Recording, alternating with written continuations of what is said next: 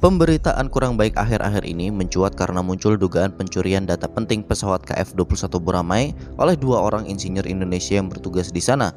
Ini membuat posisi Indonesia semakin abu-abu lantaran status mitra yang bermasalah karena belum bayar iuran harus ditambah lagi dengan kasus pencurian data. Meski begitu, baru-baru ini prototipe jet tempur KF-21 Boramae yang dikembangkan bersama oleh Korea Selatan dan Indonesia telah berhasil melaksanakan uji coba pengisian bahan bakar di udara. Dengan diikuti esoknya Seoul mengultimatum Indonesia untuk dapat melunasi tunggakan biaya pengembangan KF-21 hingga tahun 2026 mendatang.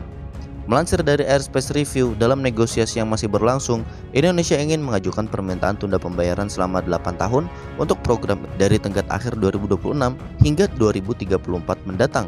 Mengingat program KF-21 bukan prioritas lagi bagi Indonesia lantaran terbatasnya akses teknologi bagi Indonesia yang tidak sesuai kesepakatan, dan Indonesia saat ini lebih berfokus pada modernisasi nyata alutsistanya dari negara-negara barat. Meski Indonesia sudah mengajukan permintaan mundur, data dari Korea Selatan selalu mengatakan bahwa hal ini mustahil dilakukan hingga batas iuran yang harus dibayarkan Indonesia adalah 2026 sebagaimana diberitakan oleh World KBS.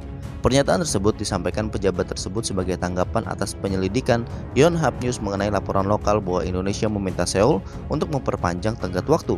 Mengatasi hal ini, Indonesia setuju untuk melakukan pembayaran 1,6 triliun won atau sekitar 20% dari proyek tersebut hingga 2026 dengan syarat bahwa 48 pesawat nanti diproduksi di Indonesia. Seperti diketahui, prototipe KF-21 Boramae diproduksi oleh Korea Aerospace Industry di Sancheon, Provinsi Gyeongsang Selatan.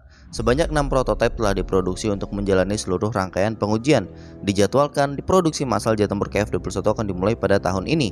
Guna meningkatkan kepercayaan dan juga sebagai bagian dari perjanjian dengan tegas, Indonesia meminta seluruh pesawat pesanan Indonesia nanti dibangun di dalam negeri melalui PT Dirgantara Indonesia.